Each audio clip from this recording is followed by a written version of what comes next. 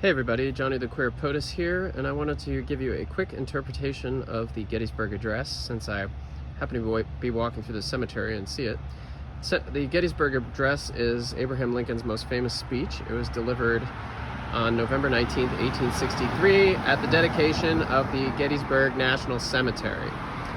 We'll read through it and give you the meaning of it. Here we go. 87 years ago, 87 years ago, our fathers brought forth on this continent a new nation, conceived in liberty, and dedicated to the proposition that all men are created equal. Lincoln, of course, referencing the Declaration of Independence, which said that the nation would be leaving England in order to create a nation where all men would be created equal. Of course, we know that all men were far from equal in the original United States, with enslavement as a staple of the American economy. Also, the statement does belie the fact that America was not founded on the day that the bringers of liberty arrived on the shores. The nation that we live in today was a remnant of the British Empire and other empires that were here on this continent exploiting its resources for Europe. But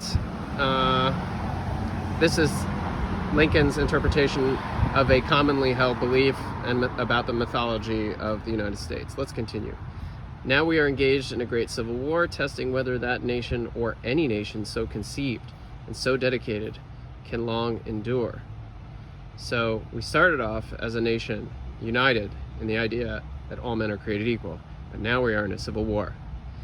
And we are not only testing whether our nation can survive, but whether any nation that's conceived in liberty can long endure. So Lincoln is universalizing the conflict, saying that more is at stake than just the survival of the United States.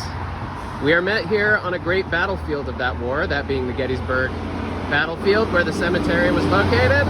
Sorry, there's a highway right behind me. We have come to dedicate a portion of that field as a final resting place for those who here gave their lives, that nation might live. Lincoln is going to draw a lot of contrasts here in this speech, giving of lives that the nation might live. So people dying so the nation can live. Look for a lot of those in this speech. It is altogether fitting and proper that we should do this, but in a larger sense, we cannot dedicate, we cannot consecrate, we cannot hallow this ground.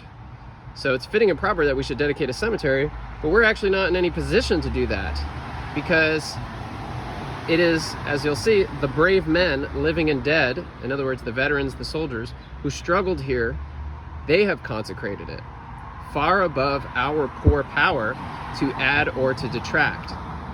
Here's an ironic statement, considering this is Lincoln's most famous speech and arguably the most famous speech in American history. Lincoln says, "The world will little note, nor long remember what we say here, but it can never forget what they did here." Contrasts again.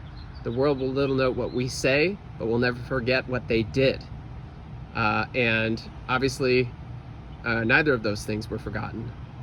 It is for us, the living, rather to be dedicated here to the unfinished work, which they who fought here have thus far so nobly advanced. So for their deaths to mean anything, it is for us who are alive to continue their cause.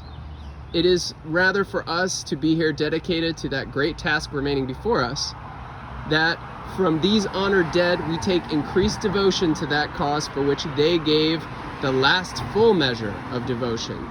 So they gave the last measure of devotion to the cause of this war, and we should take increased devotion from that. So ultimately, Lincoln is saying that these men died, consecrated the ground, and that this cemetery is here for us, the living. Their example is for us, the living. This is for us. This is not really for the dead, it is for the living. That we here highly resolve that these dead shall not have died in vain, that this nation under God shall have a new birth of freedom. In other words, the cycle of birth and death here, right? They died, and the nation is born again. born again in freedom. Lincoln doesn't explicitly say what that means, but we know that means born again in freedom, in the sense that the enslaved will be freed. Lincoln has already sent out the Emancipation Proclamation by this point, but he doesn't explicitly mention slavery in the speech. Lincoln instead talks about the more general principle of liberty that the United States is supposed to represent. When he concludes his speech, sort of circling back to his first line, where he said that the nation was conceived in liberty, he tells us what our task is now: that government of the people, by the people, and for the people shall not perish from the earth.